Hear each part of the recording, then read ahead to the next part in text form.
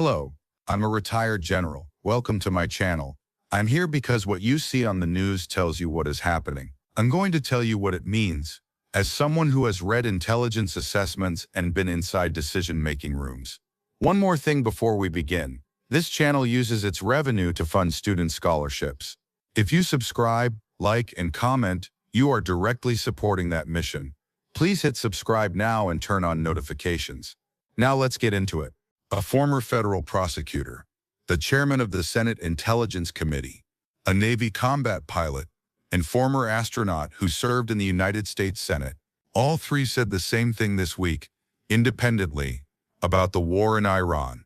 It is illegal, not controversial, not debatable, illegal. Those are the words being used by credentialed, serious people with direct knowledge of American law, military operations, and intelligence. And the administration's response, when pressed on it, has been to talk about drapes and ballrooms. I spent 30 years in uniform. I took an oath to the Constitution. I want to walk you through what these legal authorities are actually saying, what the Constitution requires, and why this matters beyond politics. Because it matters to every military family in this country. The Constitution and the War Powers Resolution. The United States Constitution is not ambiguous on this point. Article 1, Section 8 gives Congress, not the President, the power to declare war. This is not a partisan interpretation. It is the text of the document that every officer, every enlisted soldier, every member of Congress swears to uphold. The War Powers Resolution of 1973 was passed after Vietnam specifically to prevent a president from committing American forces to combat without congressional authorization. It allows the president to initiate military action in exactly three circumstances: a formal declaration of war by Congress, specific statutory authorization from Congress, or a national emergency created by an attack on the United States, its territories, or its armed forces. Ankush Kawadori, a former federal prosecutor writing in Politico, reviewed the legal basis for the Iran strikes and concluded that the administration crossed multiple legal lines, both domestically and internationally. His assessment: Trump did not even attempt to argue that any of the three required conditions had been met. That is the foundational legal problem. Not that the war was launched without Congress being consulted, but that no legal basis for launching it was even argued by the administration. They simply did it and dared Congress to respond. What the intelligence chairman actually said: Senator Mark Warner is not a political firebrand. He is the senior Democrat on the Senate Intelligence Committee. He has sat through classified briefings that you and I will never see. After receiving a closed-door briefing from the Secretary of State and Secretary of Defense, here is what Senator Warner said publicly. There was no imminent threat to the United States of America by the Iranians. There was a threat to Israel.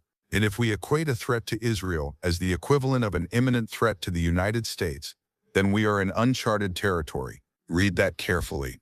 The administration's legal argument, to the extent one was made, appears to rest on the idea that a threat to Israel constitutes an imminent threat to the United States, which would then allow the president to invoke emergency war powers without Congress. Senator Warner, who has seen the classified intelligence, is saying that argument does not hold. Senator Mark Kelly is a former Navy combat pilot and astronaut. He flew combat missions. He knows what weapon systems do. When asked about the administration's claim that an American Tomahawk missile that killed over 170 people at a school was actually fired by Iran, Senator Kelly said flatly, Trump has no idea what he's talking about. The Iranians do not have Tomahawk missiles. These are not partisan attacks. These are technical assessments from people who know what they are talking about, saying clearly that the administration does not. International law and allied reaction. I want to take a moment on the international law dimension, because it is separate from the domestic constitutional question, and equally serious. The killing of a head of state, in this case the killing of Supreme Leader Ali Khamenei, is generally prohibited under international law. The principles governing the use of force between nations, codified in the United Nations Charter and in customary international law, do not allow one nation to simply assassinate the leader of another nation it has declared an enemy. This is not a technicality.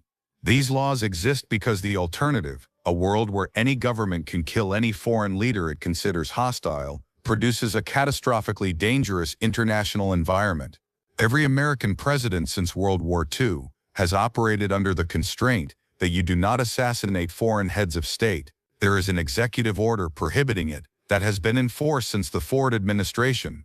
European governments are grappling with exactly this question right now. French President Macron said publicly that Iran bore primary responsibility for the conflict, but that the U.S.-Israeli action took place outside international law.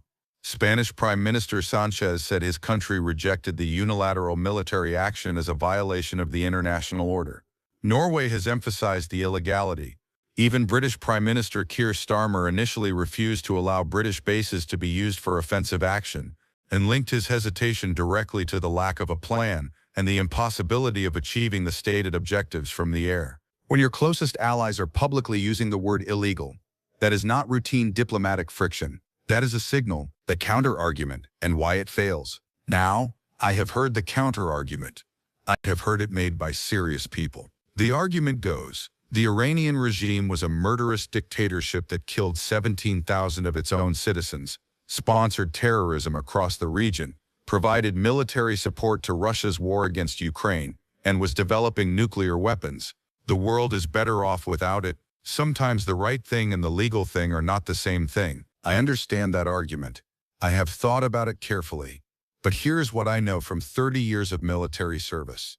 The rules of war exist precisely for situations like this one.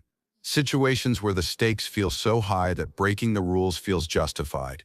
The moment you establish that a president can launch a war because the cause feels righteous enough, you have eliminated the constraint. You have made every future war a question of presidential feelings rather than constitutional law. And I would ask you to consider this. The same legal framework that this president is bypassing is the same framework that would protect American soldiers from being tried as war criminals if they are captured. The same international law that critics say stood in the way of this operation is the same international law that requires enemy forces to treat American prisoners humanely. You cannot selectively benefit from the rules of war while refusing to be bound by them. The Senate voted on this. 47 senators, including Republican Rand Paul, voted to end the war. 53 voted to let it continue. Not to authorize it, but to allow it to continue without authorization. That distinction matters. What accountability looks like. I want to end on a note about what accountability looks like or should look like in a constitutional democracy. Franklin Roosevelt went to Congress the day after Pearl Harbor and asked for a declaration of war. Congress passed it unanimously. When Germany declared war on the United States days later, Roosevelt went back and asked for a second declaration. Congress passed that unanimously too. The process took 24 hours each time. The argument that a president cannot get congressional authorization in a crisis is not supported by history. The argument that the threat was so imminent there was no time for even a notification to Congress is contradicted by the Senate Intelligence Committee chairman's own testimony that there was no imminent threat to the United States. What we have instead is a war launched by presidential decree, with no legal basis argued, no imminent threat established, and a Congress that was presented with a fait accompli and chose not to exercise its constitutional authority to stop it. So far, this administration has not provided one.